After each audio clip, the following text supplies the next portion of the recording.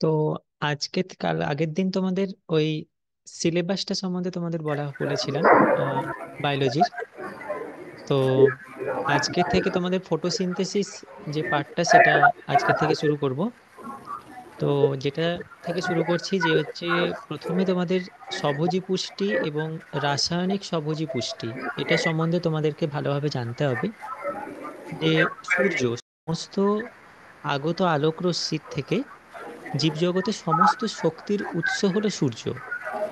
সবুজ জীবের ক্লোরোফিল এই সৌরশক্তি শোষণ করে সক্রিয় থাকে এবং সক্রিয় ক্লোরোফিলের সাহায্যে জল এবং কার্বন ডাই অক্সাইডের রাসায়নিক বিক্রিয়ার মাধ্যমে সবুজ উদ্ভিদ সালোকসংশ্লেষ প্রক্রিয়ার পাতায় শর্করা জাতীয় খাবার তৈরি করে। এটি হলো সালোকসংশ্লেষের মূল বিষয়বস্তু। কিন্তু ফটোসিনথেসিসের যদি আমরা যে অর্থটা সম্বন্ধে তাই জানতে চাই, তাহলে ফটোজ অর্থাৎ আলো, আর সিনথেসিস অর্থাৎ সংশ্লেষ, অর্থাৎ আলোর উপস্থিতিতে সংঘটিত যে সংশ্লেষ সেটাকে আমরা বলি সালোক সংশ্লেষ। সালোক সংশ্লেষ একটি উপচিতিমূলক বিপাকক্রিয়া এবং যে পদ্ধতিতে বিভিন্ন খাদ্য উপাদান জীব শোষণ করে, তার জন্য খাদ্যবস্তুর পরিপাক, শোষণ, আত্তীকরণ, অপাচ্য বস্তুর বহিষ্করণ এবং দেহের বৃদ্ধি সেটাই মূল বিষয়। এর জন্য যে নিউট্রিশন বা পুষ্টি যেটা সেটা দু ধরনের হয়। একটি হলো স্বভোজী বা অটোট্রপিক নিউট্রিশন, অপরটি হলো পরভোজী পুষ্টি বা হেটারোট্রপিক নিউট্রিশন। অটোট্রপিক নিউট্রিশন অর্থাৎ যে পুষ্টি পদ্ধতিতে কোনো জীব সূর্যালোকের ফোটন কণার বা আলোর শক্তির উৎসের শক্তিকে কাজে লাগিয়ে প্রাকৃতিক উপাদান যেমন জল, কার্বন ডাই অক্সাইড ইত্যাদির সাহায্যে যে রাসায়নিক বিক্রিয়াগুলি ঘটায় এবং খাদ্য সংশ্লেষ করে, তাকে আমরা স্বভোজী পুষ্টি বলে থাকি। প্রধানত ক্লোরোফিল যুক্ত ইউক্যারিওটিক জীব এবং কিছু ব্যাকটেরিয়া যাদের কিনা ক্লোরোফিল কণাটা উপস্থিত থাকে, তাদেরকে তারা স্বভোজী হিসাবে গণ্য হয়। এবার এদের টাইপ অফ অটোট্রপিক নিউট্রিশন বা স্বভোজী পুষ্টির কিছু প্রকারভেদ রয়েছে, যেটা হলো আলোক স্বভোজী পুষ্টি এবং রাসায়নিক স্বভোজী পুষ্টি। আলোক স্বভোজী পুষ্টি বলতে আমরা কি বুঝি, না যে স্বভোজী পুষ্টি পদ্ধতিতে কোনো জীব সূর্যালোকের সাহায্যে খাদ্য সংশ্লেষ করে তাকে আলোক স্বভোজী পুষ্টি বলা হয়। যেমন ক্লোরোফিল যুক্ত ইউক্যারিওটিক জীব বা ব্যাকটেরিয়া। অপরদিকে কেমো অটোট্রপিক নিউট্রিশন বা যেটা কিনা রাসায়নিক স্বভোজী পুষ্টি, সেটি হলো যে স্বভোজী পুষ্টি পদ্ধতিতে কোনো জীব কিছু অজৈব পদার্থের জারণ এর ফলে উদ্ভূত শক্তির সাহায্যে খাদ্য সংশ্লেষ করে, তাকে আমরা বলে থাকবো কেমো অটোট্রপিক নিউট্রিশন। এই পদ্ধতিতে সূর্যালোক ছাড়াই খাদ্য সংশ্লেষিত হয় বলে একে রাসায়নিক স্বভোজী পুষ্টি বলা হয়।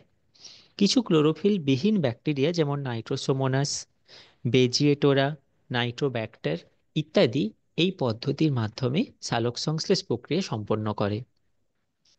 এটা আমরা পড়লাম এতক্ষণ যে অটোট্রপিক নিউট্রিশন অর্থাৎ ক্লোরোফিল যুক্ত এবং ক্লোরোফিল বিহীন এই দুটো কন্ডিশনে কিভাবে কিছু কিছু জীব তাদের নিজের খাদ্য নিজে উৎপাদন করতে পারে সালোকসংশ্লেষ প্রক্রিয়ার মাধ্যমে। এরপরে যেটা আসছে সেটা হচ্ছে হেটেরোট্রপিক নিউট্রিশন, অর্থাৎ যে পুষ্টি পদ্ধতিতে কোনো জীব প্রাকৃতিক উপাদানগুলির সাহায্যে নিজের দেহে খাদ্য সংশ্লেষ করতে পারে না এবং খাদ্য সংগ্রহের জন্য তাদেরকে প্রত্যক্ষ বা পরোক্ষভাবে কোনো স্বভোজী জীবের ওপরে তাদেরকে নির্ভরশীল থাকতে হয়, তাকে আমরা বলছি হেটেরোট্রপিক নিউট্রিশন বা পরভোজী পুষ্টি। স্বভোজী জীব বাদে অন্য জীব যেমন পশু, পাখি, মানুষ বা বিভিন্ন রকম ব্যাকটেরিয়া, ছত্রাক যাদের দেহে ক্লোরোফিল জেনারেলি প্রেজেন্ট থাকে না, তারা এই পরভোজী পুষ্টি পদ্ধতির মাধ্যমেই তাদের বেঁচে থাকার পদ্ধতি অবলম্বন করে। এদের যে পার্থক্য, অর্থাৎ যেটা কিনা অটোট্রফিক নিউট্রিশন এবং হেটারোট্রপিক নিউট্রিশন, এর যে পার্থক্য, এতে অটোট্রফির ক্ষেত্রে সূর্যালোকই হলো এর মূল শক্তি, কিন্তু রাসায়নিক বা হেটারোট্রপিক নিউট্রিশনের ক্ষেত্রে বিভিন্ন অজৈব এবং জৈব যৌগ যারা সংশ্লেষিত করে তৈরি হয় সেটাই হলো হেটারোট্রপিক নিউট্রিশনের মূল বিষয়বস্তু। এরপরে আসছি আমরা সালোক সংশ্লেষ পদ্ধতিতে, অর্থাৎ নিউট্রিশন সম্বন্ধে ফার্স্টে আমরা জানালাম যে কোনটা স্বভোজী এবং কোনটা পরভোজী পুষ্টি। এবার স্বভোজীরা তো জেনারেলি ফটোসিনথেসিস পদ্ধতির মাধ্যমেই তারা পুষ্টিটাকে সম্পন্ন করবে। তো সেই যে ফটোসিনথেসিস প্রক্রিয়াটার যে সংজ্ঞা আছে সেটি কিন্তু খুব ভালোভাবে মুখস্থ মনে রাখবে, যে যে শারীরবৃত্তীয় প্রক্রিয়ায় সজীব কোষে ক্লোরোফিল এর সহযোগিতায় সূর্যালোকের উপস্থিতিতে আমাদের পরিবেশ থেকে গৃহীত জল এবং কার্বন ডাই অক্সাইডের সহযোগিতায় যে রাসায়নিক বিক্রিয়ার মাধ্যমে শর্করা জাতীয় খাদ্য সংশ্লেষিত হয় এবং যে বিক্রিয়ায় উপজাত পদার্থ হিসাবে জল, কার্বন ডাই অক্সাইডের সমপরিমাণ অক্সিজেন উৎপন্ন হয়, তাকে আমরা সালোক সংশ্লেষ প্রক্রিয়া বলে থাকি। এর যে রাসায়নিক সমীকরণ সেটি হলো 6CO2 + 12H2O, সূর্যালোক ক্লোরোফিল এর সহযোগিতা এবং গ্লুকোজ অণু উৎপন্ন হয় C6H12O6 + 6H2O + 6O2। অর্থাৎ উপজাত পদার্থ হিসাবে এখানে কি কি উৎপন্ন হচ্ছে, তোমার জল আর অক্সিজেন। এবার এই সমীকরণটা সম্বন্ধে একটু বোঝার চেষ্টা করি। তোমরা ব্যালেন্সিং নিশ্চয়ই কেমিস্ট্রিতে সবাই দেখেছো, যে এই রিয়াকশন প্রসেসটাকে কিভাবে আমি ব্যালেন্স করতে পারি। এখানে দেখো 6 অণু কার্বন ডাই অক্সাইড, 12 অণু জল এর সাথে বিক্রিয়া করে 1 অণু গ্লুকোজ এবং 6 অণু অক্সিজেন এবং 6 অণু জল উৎপন্ন করে। খাতায় তাহলে বিক্রিয়াটা লিখে নাও, 6CO2 + 12H2O, 6CO2 + 12H2O সূর্যালোক এবং ক্লোরোফিল উৎসেচক এর সহযোগিতায়, তীর চিহ্ন দিয়ে লেখো, সূর্যালোক এবং সক্রিয় ক্লোরোফিল উৎসেচকের সহযোগিতায় C6H12O6 উৎপন্ন হয়, অর্থাৎ গ্লুকোজ, 1 অণু গ্লুকোজ, 6 অণু জল এবং 6 অণু অক্সিজেন। C6H12O6, 6H2O, 6O2। এটি অত্যন্ত গুরুত্বপূর্ণ একটি উপচিতিমূলক বিপাক্রিয়া। হ্যাঁ, যেটা তোমাদের জন্য খুবই জরুরি। এটা তোমরা সবাই পরীক্ষার আগে ভালো করে সালোক সংশ্লেষের ডেফিনেশন এবং ডেফিনেশনের সাথে এর যে রাসায়নিক সমীকরণ এটা কিন্তু জেনে যাবে, এবং এর সমীকরণের যে ব্যাখ্যা সেটিও গুরুত্বপূর্ণ। কারণ কি না, এখানে যত অণু কার্বন ডাই অক্সাইড তোমরা ইউজ করছো 6CO2, সেই 6O2 কিন্তু পরে উপজাত পদার্থ হিসেবে কিন্তু উৎপন্ন হচ্ছে। এবং এই প্রক্রিয়াটি সূর্যালোক এবং ক্লোরোফিল এর উপস্থিতিতে ঘটে, অর্থাৎ এটি কিন্তু একটি আলোক রাসায়নিক বিক্রিয়া হিসেবে পরিগণিত হয়। এবং এই প্রক্রিয়ায় শোষিত জল জারিত হয়ে অক্সিজেন উৎপন্ন করে এবং গৃহীত কার্বন ডাই অক্সাইড বিজারিত হয়ে গ্লুকোজ অণু উৎপন্ন করে, এবং এই প্রক্রিয়ায় উৎপন্ন জলের পরিমাণ শোষিত জলের থেকে অর্ধেক। এবার সালোক সংশ্লেষ তো আমি বললাম যে এটা স্বভোজী বা অটোট্রফিক নিউট্রিশনের আন্ডারে পড়ে, কিন্তু আমরা এটা জানি অনেক এই ক্ষেত্রে একটা এক্সেপশনাল জিনিস তোমাদের যেটা জানতে হবে, সেটা হচ্ছে অক্সিজেনিক সালোক সংশ্লেষ এবং অ্যানঅক্সিজেনিক সালোক সংশ্লেষ হয়। অক্সিজেনিক মিন্স যেটা কিনা অক্সিজেনের উপস্থিতিতে ঘটবে, অর্থাৎ যে সালোক সংশ্লেষ প্রক্রিয়াতে ক্লোরোফিল এবং সৌরশক্তিকে কাজে লাগিয়ে এটিপিতে আবদ্ধ করে এবং পরিবেশের কার্বন ডাই অক্সাইড এবং জলকে কাজে লাগিয়ে শর্করা জাতীয় খাবার তৈরি হয়, এবং যেখানে জল ইলেকট্রন দাতা হিসাবে ব্যবহৃত হয় দিয়ে অক্সিজেন উৎপন্ন করে, যে কারণের জন্য আমরা একে অক্সিজেনিক সালোক সংশ্লেষ বলা হয়। যেমন সবুজ উদ্ভিদ, নীলাভ সবুজ শৈবাল, ইউগ্লিনা, রাইসামিবা বা সবুজ শৈবাল, এগুলো কিন্তু অক্সিজেনিক সালোক সংশ্লেষকারী জীব। এরা প্রত্যেকেই ক্লোরোফিল এ যুক্ত জীব। ক্লোরোফিলের ভাগ আগের দিন আমি বলেছিলাম, ক্লোরোফিল A, B, C এরকম বহু ভাগে ভাগ হয়, এবং এদের স্ট্রাকচার সম্বন্ধে পরে আসবো। এরবার আসছে যে আরেকটা টাইপ, যেটা অ্যানঅক্সিজেনিক সালোক সংশ্লেষ। যে সালোক সংশ্লেষ প্রক্রিয়ায় কিছু বিশেষ ব্যাকটেরিয়া, যেমন বেগুনি সালফার ব্যাকটেরিয়া, যারা যারা তাদের কোষে কিছু রঞ্জক পদার্থ থাকে যেটা কিনা ক্লোরোফিল বিহীন রঞ্জক স্যার পদার্থ। হ্যাঁ স্যার বলো। হুম। স্যার সালোক সংশ্লেষে যে এটিপিতে কি শক্তি সঞ্চিত হচ্ছে?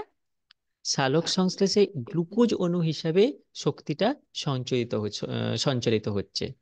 হুম। গ্লুকোজ হিসাবে শক্তিটা এর মধ্যে থাকছে, এবং সেখানে সৌরশক্তি এবং ক্লোরোফিল কণা এখানে ভূমিকা পালন করছে। তাহলে সেখানে কিভাবে সূর্যরশ্মিটা আবদ্ধ কিভাবে হচ্ছে এটিপিতে? এটিপিতে আবদ্ধ হচ্ছে এই কারণে যে এটা একটা রাসায়নিক প্রক্রিয়া। এই রাসায়নিক প্রক্রিয়াতে তোমার যে জারণ এবং বিজারণ, এর মাধ্যমে এটা এটিপিতে আসছে। এখন আমি টাইপটা বলছি, কিন্তু যখন তুমি C3 C4 বা এর পরের সাইকেলগুলোতে যাবে আস্তে আস্তে, যেটা দেখাবো আমি, সেখানে তুমি ভালোভাবে বুঝতে পারবে যে কত অণু এটিপি এখানে আসছে। হুম। আচ্ছা, এবার হচ্ছে তোমার অ্যানঅক্সিজেনিক সালোক সংশ্লেষ প্রক্রিয়াতে কি বললাম না, যেখানে কিনা ইলেকট্রন দাতা হিসেবে ব্যবহৃত হওয়ার জন্য অক্সিজেন উৎপন্ন হয় না, যাকে অ্যানঅক্সিজেনিক সালোক সংশ্লেষ বলছে। আচ্ছা, একটু আগে আমি বললাম সালোক সংশ্লেষ একটি উপচিতিমূলক বিপাকক্রিয়া। এটি উপচিতিমূলক বিপাকক্রিয়া কেন বলছি না, এক্ষেত্রে সরল অজৈব যৌগ যেমন কার্বন ডাই অক্সাইড এবং জল, যদি তুমি রিয়াকশনটা দেখো, কার্বন ডাই অক্সাইড এবং জল এটি বিক্রিয়া করে জটিল জৈব যৌগ যেমন গ্লুকোজ উৎপন্ন করছে। ফলে কি হচ্ছে না, জীবদেহের যে শুষ্ক ওজন সেটা বৃদ্ধি হচ্ছে। এই বৃদ্ধি হওয়ার জন্য সৌরশক্তিতে উৎপন্ন যে শর্করা জাতীয় খাদ্যতে বা রাসায়নিক শক্তি হিসাবে এখানে কিন্তু সঞ্চিত থাকছে। এবার সালোক সংশ্লেষের একটা বেসিক টাইপ, ডেফিনেশন, সমীকরণ আমরা এই তিনটে জিনিস জানলাম। এবার আমরা জানবো যে সালোক সংশ্লেষ পদ্ধতিটি কোথায় হয়, অর্থাৎ দ্য সাইট অফ ফটোসিনথেসিস। এর প্রধান স্থান হলো যে কোনো সবুজ জায়গা, অর্থাৎ যে কোনো সবুজ জায়গা বলতে সজীব সবুজ জায়গা, যেমন উদ্ভিদের সবুজ পাতা, বা সেখানে কিনা মেসোফিল কলায় উপস্থিত যে ক্লোরোপ্লাস্টের গ্রানা এবং স্ট্রোমা হলো এর মূল বিক্রিয়াস্থল। কিন্তু পাতা ছাড়াও উদ্ভিদ দেহের অন্যান্য জায়গা, যেমন একটু আগে আমি বললাম যে অন্যান্য রঞ্জক পদার্থের জন্য সালোক সংশ্লেষ প্রক্রিয়া হতে পারে, সেরকম কুমড়ো বা লাউয়ের কাণ্ড বা অর্কিডের সবুজ মূল বা ফুলের বৃতি, এগুলোও কিন্তু মানে আহ সালোক সংশ্লেষের স্থান হতে পারে। কিন্তু আমরা পাতাকেই কেন সালোক সংশ্লেষের আদর্শ স্থান হিসাবে পরিগণিত করছি? কারণ তোমরা প্রত্যেকেই গাছের পাতা দেখে থাকবে যে গাছের পাতাটা চ্যাপ্টা হয়, এবং তার অনেকটা প্রসারণ তো ফলক হওয়ার জন্য, অর্থাৎ তার যে সারফেস এরিয়াটা যেটা অনেক হওয়ার জন্য, বা পৃষ্ঠতল যেটাকে আমরা বলছি, সেটা অনেক হওয়ার জন্য এখানে অধিক পরিমাণে কিন্তু সূর্যালোক পড়ে, এবং কার্বন ডাই অক্সাইডও কিন্তু অধিক পরিমাণে শোষিত হয়। এবং পত্রবিন্যাস এমন হয় যাতে প্রতিটি পাতার ফলকে পর্যাপ্ত পরিমাণে কিন্তু সূর্যালোক পায়, এবং পাতার মেসোফিল কলার প্যারেনকাইমা কোষের ক্লোরোপ্লাস্টে সালোক সংশ্লেষের জন্য প্রয়োজনীয় রঞ্জক পদার্থ বা ক্লোরোফিল থাকে। পাতার ত্বকে পত্ররন্ধ্রও বর্তমান। এই পত্ররন্ধ্রটা কি? পত্ররন্ধ্র হলো যার মাধ্যমে তোমার ট্রান্সপিরেশন বা বাষ্পমোচন প্রক্রিয়াটা সম্পন্ন হয়। এর মাধ্যমে গ্যাসীয় পদার্থের আদান প্রদান হয়, অর্থাৎ পরিবেশে গাছ অক্সিজেন এবং কার্বন ডাই অক্সাইডের মধ্যে যে ভারসাম্যটা, অর্থাৎ কার্বন ডাই অক্সাইড গ্রহণ করছে এবং অক্সিজেনের বর্জন করছে, ফলে পাতার মেসোফিল কলায় উপস্থিত রঞ্জক পদার্থের মাধ্যমে বিভিন্ন গ্যাস এখানে সহজে ব্যাপিত হতে পারে। এবং পাতায় পর্যাপ্ত পরিমাণে শিরা উপশিরা থাকায়, অর্থাৎ শিরা উপশিরা বলতে আমি জাইলেম এবং ফ্লোয়েমের কথা বলছি। জাইলেম মানে যেটা কিনা তরল জাতীয় খাবারকে বা এবং জল রুট থেকে সেটা গাছ অর্থাৎ সোর্স থেকে সিঙ্কে সেই নিয়ে যাচ্ছে। আবার ফ্লোয়েমের মাধ্যমে কি না, এই জলের মাধ্যমে তো তো সে খাদ্যটা পাতায় বা যে কোনো সজীব সবুজ কোষে সে তৈরি করলো, কিন্তু তারপরে সেই পাতার থেকে খাদ্যটার যে ডিস্ট্রিবিউশন পুরো উদ্ভিদ দেহে, হ্যাঁ, দিয়ে সেই যে ডিস্ট্রিবিউশনটা এবং আলটিমেট প্রোডাক্ট হিসাবে যে কোনো ফল বা বা যেটা তার আলটিমেট ইকোনমিক প্রোডাক্ট হিসাবে তার যে ইমপ্লিকেশনটা, সেটা কিন্তু ফ্লোয়েমের জোর দ্বারাই হয়। শুধুমাত্র জলের, মাটির জল জাইলেমের মাধ্যমে পাতায় পৌঁছায়, এবং পাতার খাদ্য ফ্লোয়েমের মাধ্যমে উদ্ভিদের বিভিন্ন কলাকোষে ছড়িয়ে পড়ে। তো এবার যে জিনিসটা আমি বললাম যে পাতা কেন সালোক সংশ্লেষের আদর্শ স্থান, অন্য কিছু কেন নয়। এবার যখন আমি ক্লোরোফিল কণার কথা বললাম, তখন একটু আগে বললাম যে মেসোফিল কলার গ্রানা এবং স্ট্রোমা এই পজিশনে কিন্তু সালোক সংশ্লেষ প্রক্রিয়াটা হয়ে থাকে। অর্থাৎ মেসোফিল টিস্যু এর বিষয়ে, এর যে গুরুত্বপূর্ণতা বা এর যে ইমপ্লিকেশন, সেটা সম্বন্ধে কিন্তু জানতে হবে। মেসোফিল কলা কি না, পাতার ঊর্ধ্বত্বক এবং নিম্নত্বক কে মধ্যবর্তী আদি কলা স্তরকে মেসোফিল কলা বলা হয়। বিষম পৃষ্ঠ পাতায় মেসোফিল কলা দুই প্রকারের হয়, প্যালিসেড প্যারেনকাইমা এবং স্পঞ্জি প্যারেনকাইমা। আর সমাঙ্ক পৃষ্ঠ পাতায় শুধুমাত্র কিন্তু স্পঞ্জি প্যারেনকাইমাই প্রেজেন্ট থাকে, এখানে প্যালিসিড প্যারেনকাইমা কিন্তু প্রেজেন্ট থাকে না। এই কোষগুলির কোষপ্রাচীর পাতলা হয় এবং এতে যথেষ্ট পরিমাণে ক্লোরোপ্লাস্ট থাকে, এবং মেসোফিল কলার প্রধান কাজ হলো কিন্তু সালোক সংশ্লেষ। অর্থাৎ যদি প্রশ্ন আসে অবজেক্টিভ কাইন্ড অফ, যে সালোক সংশ্লেষের জন্য মানে কোন কলা আহ, উপ এ হয়, কোন কলাতে হয়, তখন কিন্তু চোখ বন্ধ করে বলতে হবে যে মেসোফিল কলা। এবার হচ্ছে ক্লোরোপ্লাস্ট। ক্লোরোপ্লাস্ট হলো কি না সালোক সংশ্লেষের অঙ্গাণু বা রঞ্জক। অঙ্গাণু বা ক্লোরোপ্লাস্টিড যেটাকে আমরা বলি, যেটা সেলের সেলের স্ট্রাকচারের ক্ষেত্রে, যে ইউক্যারিওটিক সেলের স্ট্রাকচারে প্লাস্টিড যেমন থাকে, সেই জন্য ক্লোরোপ্লাস্ট এই ক্ষেত্রে মেন সালোক সংশ্লেষের অঙ্গাণু হিসেবে কাজ করে, যা উদ্ভিদের সবুজ অংশে উপস্থিত। এবং সালোক সংশ্লেষের সমস্ত বিক্রিয়ার স্থলই হলো কিন্তু ক্লোরোপ্লাস্ট বা ক্লোরোপ্লাস্টিড। মেসোফিল কলার প্যারেনকাইমা কোষে এদের অবস্থান। এটার আকার হচ্ছে অনেকটা উপবৃত্তাকার চাকতির মতো, এবং এর ব্যাস হলো 3 থেকে 4 মাইক্রোমিটার মতো, এবং এটার চওড়াতে হচ্ছে 1 থেকে 10 মাইক্রোমিটার, এবং এটি দুটি একক পর্দা দ্বারা গঠিত, যেটাকে আমরা আউটার মেমব্রেন, ইনার মেমব্রেন, এবং আউটার মেমব্রেন এবং ইনার মেমব্রেনের মধ্যে একটা সিলেক্টিভ পারমিয়েবল মেমব্রেন রূপে এটি কাজ করে, এবং এখানে যেটার মাধ্যমে বিপাকীয় বস্তু চলাচল করে। অর্থাৎ এর প্রয়োজন মতো জিনিসটাকেই নেবে, বাকি প্রয়োজন মতো জিনিসটাই কিন্তু নেবে না। এর জন্যই বলা হয়েছে সিলেক্টিভলি ইমপারমিয়েবল লেয়ার। এবং এর যে পুরুত্ব সেটা 40 থেকে 60 অ্যাংস্ট্রম, এবং দুটি পর্দার মধ্যবর্তী স্থানকে বলা হয় পেরিপ্লাস্টিডিয়াল স্পেস। পেরিপ্লাস্টিডিয়াল স্পেস, দুটি পর্দার যে মধ্যবর্তী স্থান, সেটাকে আমরা পেরিপ্লাস্টিডিয়াল স্পেস বলে থাকবো। এবার হচ্ছে গ্রানা এবং স্ট্রোমা। স্ট্রোমা কি না, স্ট্রোমা হলো ক্লোরোপ্লাস্টের অন্তঃ পর্দা দ্বারা পরিবেষ্টিত যে প্রকোষ্ঠে প্রোটিন ধাত্র প্রেজেন্ট থাকে, এবং সালোক সংশ্লেষকারী প্রয়োজনীয় সমস্ত উৎসেচকও এখানে প্রেজেন্ট থাকে, এবং এই স্থান লাইট ইন্ডিপেন্ডেন্ট ফেজ সম্পন্ন হয়। অর্থাৎ আলোক নিরপেক্ষ দশা বা অন্ধকার দশা যেটা, সেটা সম্পন্ন হয় স্ট্রোমাতে। অপরদিকে গ্রানা কি না, গ্রানা হচ্ছে মেনলি একে থাইলাকয়েড নামেও অভিহিত করা হয়, এবং এর অন্তর্বর্তী স্থানকে বলে লুমেন, এবং থাইলাকয়েড স্তরে স্তরে সজ্জিত হয়ে গ্রানাম গঠন করে, এবং গ্রানাগুলি স্ট্রোমা ল্যামেলে দিয়ে যুক্ত থাকে, এবং লাইট ফেজ এখানে সম্পন্ন হয়। ক্লোরোফিল রঞ্জক এবং অন্যান্য প্রয়োজনীয় উপাদান থাইলাকয়েডে প্রেজেন্ট থাকে। থাইলাকয়েড এর মধ্যে ক্লোরোফিল যুক্ত কতকগুলি ছোট ছোট পর্দাবৃত অংশ থাকে, যাকে আমরা বলে থাকি কোয়ান্টাজম, এবং এই কোয়ান্টাজমে ক্লোরোফিল অণু থাকে, ক্যারোটিনয়েড অণু থাকে, ফসফোলিপিড, সাইটোক্রোম কমপ্লেক্স, প্লাস্টোসায়ানিন, এরকম অনেক রঞ্জক পদার্থ এখানে প্রেজেন্ট থাকে। এর সাথে সাথে ইলেকট্রনও থাকে, অর্থাৎ ইলেকট্রন বাহক হিসাবে এখানে কাজ করে, এবং যে কারণের জন্য আমি যে কোয়ান্টাজমের কথাটা বললাম, একে ফটোসিনথেটিক ইউনিট বা সালোক সংশ্লেষীয় একক বলে। যদি অবজেক্টিভ কাইন্ড প্রশ্ন আসে যে সালোক সংশ্লেষীয় একক কাকে বলে, তখন বলতে হবে কিন্তু কোয়ান্টাজমকে সালোক সংশ্লেষীয় একক বলা হয়। তবে থাইলাকয়েড পর্দাতে 4 ধরনের বিশেষ অঞ্চল রয়েছে। একটা হচ্ছে ফটোসিস্টেম 1, ফটোসিস্টেম 2, সাইটোক্রোম B6 যৌগ, এবং ক্যাপলিং ফ্যাক্টর, যা কিনা এটিপি সিনথেজ করে। এবং ফটোসিনথেসিসের উপাদানগুলির মধ্যে একটা রিয়াকশন সেন্টার থাকে, যেখানে কিনা রিয়াকশন ঘটে। দেন অ্যান্টেনা পিগমেন্ট মলিকুল এবং ইলেকট্রন ট্রান্সপোর্ট মেকানিজম বা ইলেকট্রন বাহক পদ্ধতি এখানে সম্পন্ন হয়।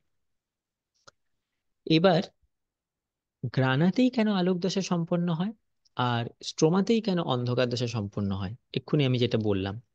দেখো, আলোক দশা সম্পন্ন হওয়ার জন্য কি চাই? ক্লোরোফিল চাই, কারণ ক্লোরোফিলই তো মেন ট্রিগার। ক্লোরোফিল চাই, তো সেই ক্লোরোফিলের অবস্থান কিন্তু গ্রানাতে, এবং ক্লোরোফিল সূর্যালোকের ফোটন কণা পাতায় কিন্তু ট্র্যাপ করতে পারে বা সংবর্ধিত করতে পারে।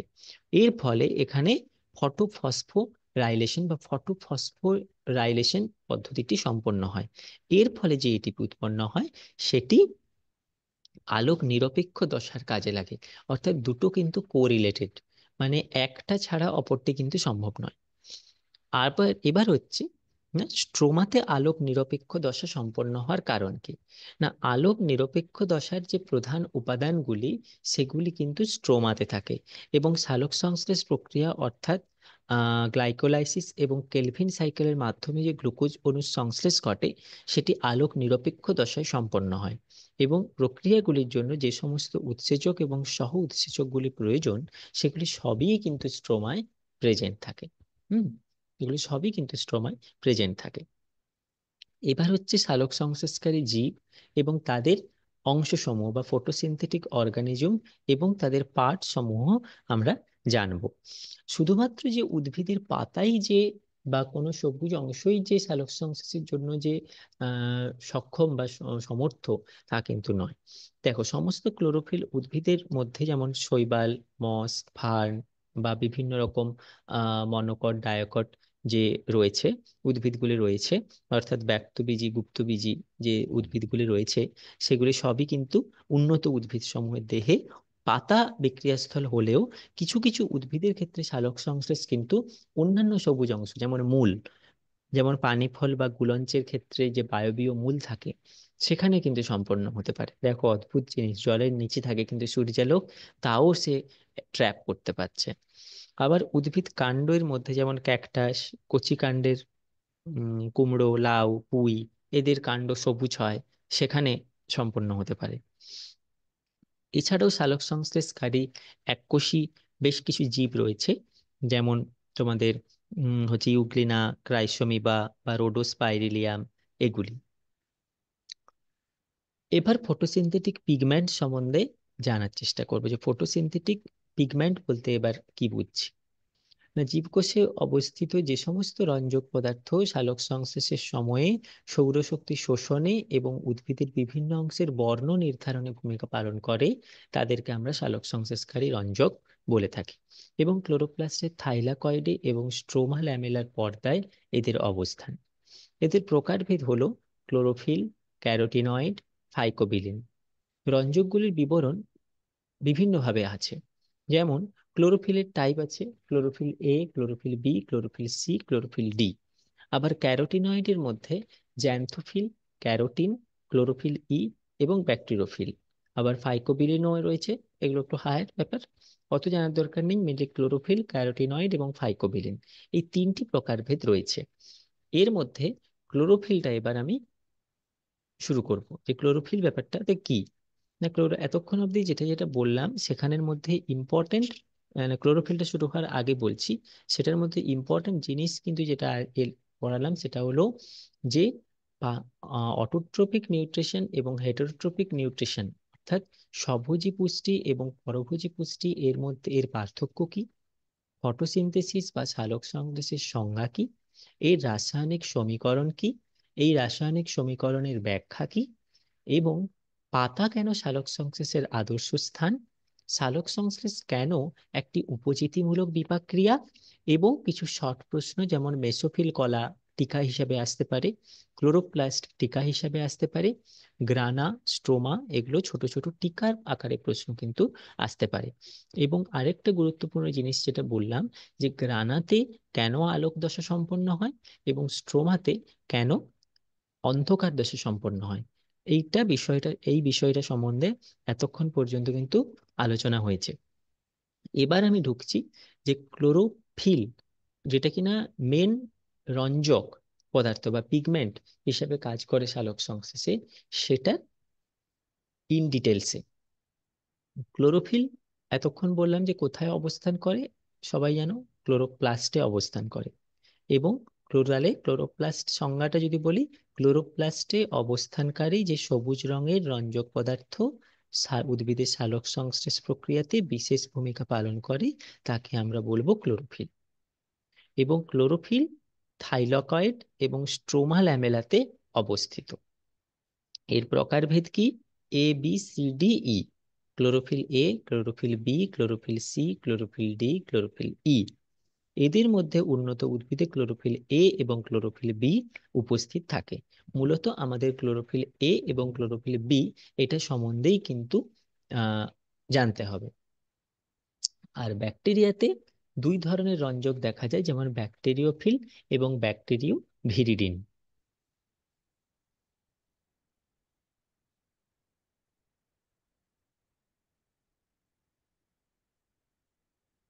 ব্যাকটেরিও ভিরিডিন। ক্লোরোফিলের বৈশিষ্ট্যটা কি বলবো? ক্লোরোফিল এ নীলচে সবুজ রঙের হয়, আর ক্লোরোফিল বি কিন্তু অনেকটা কি বলবো, হালকা সবুজ রঙের হয়। আর ক্লোরোফিল এ কিন্তু নীলচে মিন্স অনেকটা ডিপ সবুজ কালার, যেটা দেখেছো। আর যেটা তোমার ক্লোরোফিল বি অনেকটা হালকা সবুজ রঙের হয়, মানে সবুজ রঙের ইন্টেন্সিটির উপর ডিফারেন্সটা আছে এখানে। এবং একাধিক জৈব দ্রাবকে ক্লোরোফিলগুলি দ্রাব্য, কিন্তু জলে অদ্রাব্য। তবে ক্লোরোফিল এ এবং বি এর তুলনায় পেট্রোলিয়াম ইথারে অধিক দ্রাব্য, এবং ক্লোরোফিল বি 92% মিথাইল অ্যালকোহলে ক্লোরোফিল এ এর তুলনায় অধিক দ্রাব্য। অর্থাৎ এর মূল বৈশিষ্ট্যটা যেটা তোমাদের জানতে হবে, যে এর সবুজ রঙের ইন্টেন্সিটির উপরে এর দুটো ভাগ আছে, এ বি। এবার ক্লোরোফিল অণুর গঠন, যেটা কিনা পরফাইরিন এবং ফাইটল দ্বারা গঠিত। পরফাইরিন 4টি পাইরোল বলয় দ্বারা গঠিত। এই পাইরোল বলয়ের 5টি পরমাণু নিয়ে তৈরি, যার নাইট্রোজেন পরমাণুটি ম্যাগনেসিয়ামের সঙ্গে জুড়ে থাকে, এবং ম্যাগনেসিয়াম পরমাণুটি কিন্তু আধানবিহীন বা নন আয়নিক। অর্থাৎ ম্যাগনেসিয়ামের ভূমিকা, যেটা কিনা নিউট্রিশন, বেসিক নিউট্রিশন চ্যাপ্টারে তোমাদের জানা দরকার, যে ম্যাগনেসিয়ামের মূল ভূমিকা কিন্তু ক্লোরোফিলের সঙ্গে এই অ্যাটাচমেন্টটা। হুম এর জন্যই কিন্তু এর মূল বিষয়। এবার ক্লোরোফিল এর কাজ কি? ক্লোরোফিল এ হলো প্রধান কার্যকরী রঞ্জক, কারণ এটি সালোক সংশ্লেষে সরাসরি অংশগ্রহণ করে, এবং অন্যান্য ক্লোরোফিলগুলি সালোক সংশ্লেষে সরাসরি অংশগ্রহণ করে না। তাই তাদের সাহায্যে রঞ্জকতন্ত্র বলা হয়। সহায়ক রঞ্জকতন্ত্র বিবিধ তরঙ্গদৈর্ঘ্যের ইলেকট্রন রশ্মি বা আলোক রশ্মি শোষণ করে, এবং ইলেকট্রন স্পিন রেজোন্যান্স পদ্ধতিতে এই শক্তি ক্লোরোফিল এ তে সরবরাহ করে। এবং ফাইটোক্রোম 700, ফাইটোক্রোম 800 ক্লোরোফিল এ অণুর বিক্রিয়া কেন্দ্র বা রিয়াকশন সেন্টার হিসেবে কাজ করে, অর্থাৎ P700, P680 এটি ক্লোরোফিল এ অণুর কিন্তু প্রধান বিক্রিয়াকারী অঙ্গ হিসেবে কাজ করে। এবার ক্লোরোফিল এ আর বি এর পার্থক্য বলছি। ক্লোরোফিল এর যে ফর্মুলা বা সংকেত, সেটি হলো C55, খাতায় লিখে নিতে পারো, C55H72O5N4Mg।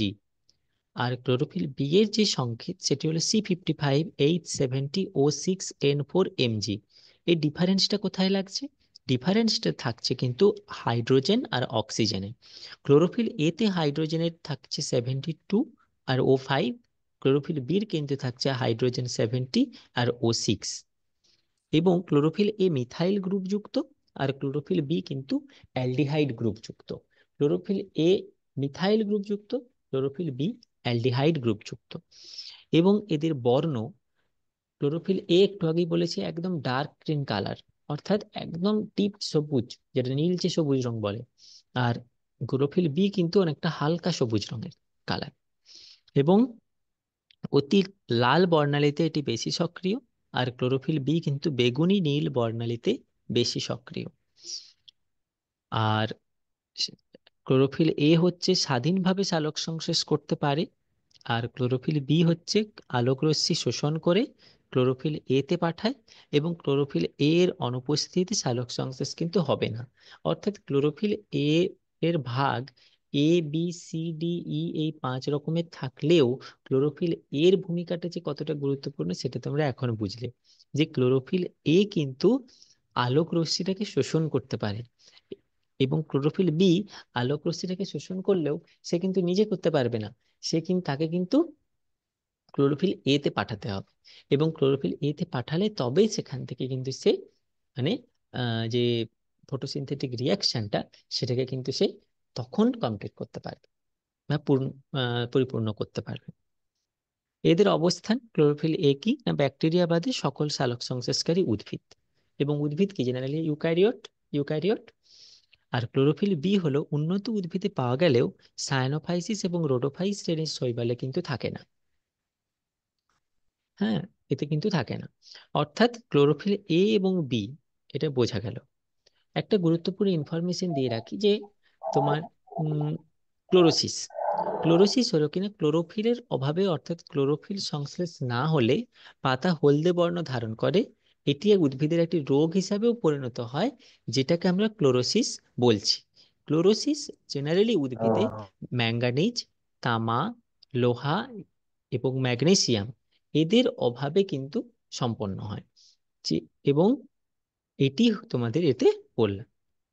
তাহলে রঞ্জক পদার্থের মধ্যে আমি তিনটে টাইপ বলেছি, একটা তোমার ক্লোরোফিল, একটি হলো ফাইকোবিলিন, অপরটি ক্যারোটিনয়েড। এবার হচ্ছে ক্যারোটিনয়েড। ক্যারোটিনয়েডটা কি বলবো? না, ক্যারোটিনয়েড কিন্তু আবার সবুজ সব হবে তা না। ক্যারোটিনয়েড কিন্তু হালকা হলদে রঙের, বা লাল রঙের, বা কমলা রঙের, বা বাদামি রঙের প্রভৃতি রঙের হতে পারে এই রঞ্জক পদার্থটি। অথচ অদ্ভুত দেখো কি নেচে কি প্রকৃতির সৃষ্টি, সবুজ অংশ ছাড়াও কিন্তু সেটি সম্পন্ন হচ্ছে। হুম, সবুজ অংশ ছাড়াও কিন্তু সেটি সম্পন্ন হচ্ছে। অর্থাৎ সংজ্ঞাটা যদি আমি বলি, যে হলদে, লাল, কমলা, বাদামি প্রভৃতি বর্ণের যে সমস্ত রঞ্জক পদার্থ ক্লোরোফিলের সঙ্গে যুক্ত হয়ে একটা সহায়ক রঞ্জক হিসাবে কাজ করে সালোক সংশ্লেষ প্রক্রিয়াটাতে সাহায্য করে, তাকে আমরা বলছি ক্যারোটিনয়েড। এর প্রকারভেদ কি না, ক্যারোটিন, জ্যান্থোফিল। ক্যারোটিন এবং জ্যান্থোফিল হলো এর প্রকারভেদ। অর্থাৎ ক্লোরোপ্লাস্টিডের মধ্যে ক্লোরোফিলের সঙ্গে যুক্ত হয়ে ক্যারোটিন এবং জ্যান্থোফিল পৃথক পৃথক ভাবে অবস্থান করে। এবং ক্যারোটিনয়েডের যে বৈশিষ্ট্য, সেটি হলো এই ক্যারোটিনয়েড রঞ্জকটি কিন্তু জলে অদ্রাব্য, কিন্তু অ্যালকোহলে দ্রবণীয়, এবং একটি দীর্ঘ হাইড্রোকার্বন শৃঙ্খল বিশিষ্ট অণু। এবং এটি বিভিন্ন প্রকারের হয়, যেমন আলফা, বিটা, গামা, ডেল্টা, এরকম বিভিন্ন প্রকারের এটি হয়ে থাকে। এবং এদের মধ্যে বিটা ক্যারোটিনটি কিন্তু সমস্ত জায়গায় সর্বাধিক পরিমাণে পাওয়া যায়। এই যে লঙ্কা বা টমেটো তোমরা দেখো, এদের লাল রঙের জন্য কিন্তু কোন উপাদানটি দায়ী বলো তো? এদের লাল রঙের জন্য কিন্তু লাইকোপিন নামক এক রকমের রঞ্জক রয়েছে, সেটি দায়ী। আবার গাজরেও কিন্তু বিটা ক্যারোটিন থাকে, যে কারণের জন্য ক্যারোটিন অণু খেতে বলে লোকে, যে চোখের দৃষ্টি ভালো হওয়ার জন্য। হুম, তাহলে ক্যারোটিন দুটো টাইপ বললাম, ক্যারোটিনয়েডের মধ্যে দুটো অবস্থান করে অণু, একটি হলো ক্যারোটিন আর জ্যান্থোফিল। এতক্ষণ পর্যন্ত ক্যারোটিনটা বললাম। এবার হচ্ছে জ্যান্থোফিল। জ্যান্থোফিলও কিন্তু কি না অক্সিজেন যুক্ত। আগেরটি কিন্তু অক্সিজেন বিহীন, কিন্তু এটি কিন্তু অক্সিজেন যুক্ত। এবং ক্লোরোফর্ম এবং ইথাইল ইথারের মতো জৈব দ্রাবকে এটি দ্রাব্য। এবং এদের মধ্যে লিউটিন সবুজ উদ্ভিদে সবচেয়ে বেশি পরিমাণে পাওয়া যায়। এর কাজ কি না, ক্লোরোফিল বি এর মতো এদেরকেও সাহায্যকারী সালোক সংশ্লেষকারী রঞ্জক হিসেবে কাজ করে। ক্লোরোফিল বি তে আমরা কি দেখলাম, যে ক্লোরোফিল বি কিন্তু ডিরেক্টলি সূর্যালোককে কিন্তু আবদ্ধ করতে ডিরেক্টলি কিন্তু সূর্যালোকের উপস্থিতিতে ও সালোক সংশ্লেষ প্রক্রিয়া সম্পন্ন করতে পারবে না। ওকে কিন্তু প্রথমে ওইটা পাঠাতে হবে ক্লোরোফিল এ তে, দেন ক্লোরোফিল এ সেটা সালোক সংশ্লেষকারী প্রক্রিয়া হিসেবে কাজ করবে। সেরকম ভাবেই জ্যান্থোফিলও কিন্তু ক্লোরোফিল বি এর মতো সালোক সংশ্লেষে একটি সাহায্যকারী অঙ্গ হিসাবেই কাজ করে। কারণ জ্যান্থোফিলও আলোক রশ্মি গ্রহণ করে এবং ক্লোরোফিল এ অণুতে সরবরাহ করে। ক্যারোটিনয়েড দৃশ্যমান আলোক রশ্মির 400 ন্যানোমিটার এবং 500 ন্যানোমিটার তরঙ্গ দৈর্ঘ্যের আলো বেশি শোষণ করে, এবং তীব্র আলোয় ক্লোরোফিলের ফটো অক্সিডেশন হয়, এবং জ্যান্থোফিল তীব্র আলোক শোষণ করে তাপ শক্তিতে রূপান্তরিত করে এবং ক্লোরোফিলকে আলোক চারণের হাত থেকে রক্ষা করে। অর্থাৎ দেখো সবাই কিভাবে ক্লোরোফিলকে কিন্তু প্রোটেক্ট করছে, সেটা কিন্তু আমরা এখানে বুঝতে পারছি। এবং জ্যান্থোফিল কিন্তু ফুল বা ফলের নানা রকম যে রং থাকে, সেই রঙের বিশেষ এর জন্য কিন্তু দায়ী।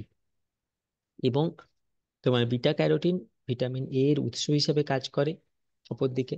হ্যাঁ, অর্থাৎ ফাইকোবিলিনটা আজকে থাকছে। ফাইকোবিলিনটা তোমাদের বলছি যেটা, যে মানে এটা পরের দিন ফাইকোবিলিনটা স্টার্ট করছি। তবে আজকে যে ইম্পর্টেন্ট ইম্পর্টেন্ট যে যে জায়গাগুলো বললাম, সেটাকে আরেকবার সাম আপ করে দিচ্ছি।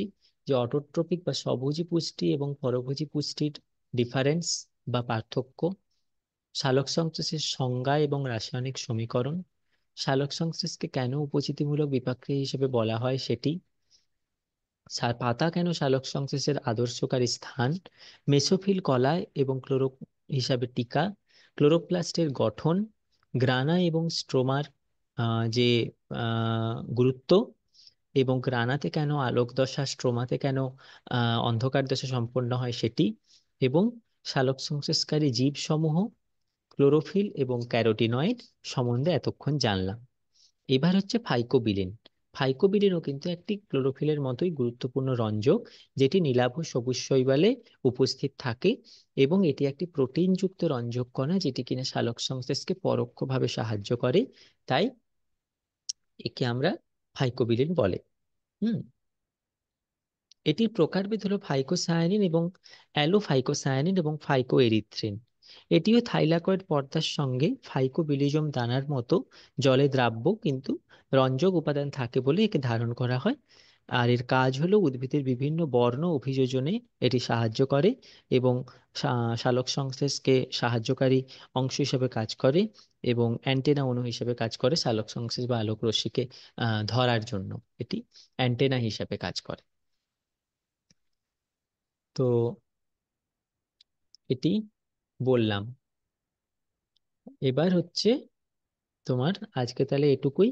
এর পরের দিন আমরা আলোক শক্তি এবং সালোক সংশ্লেষকারী রঞ্জকের মধ্যে যে সম্পর্ক রয়েছে, বা যেটা পার বা সালোক সংশ্লেষকারী বা ফটোসিনথেটিক অ্যাক্টিভ রেডিয়েশন যেটা, সেটা সম্বন্ধে জানবো।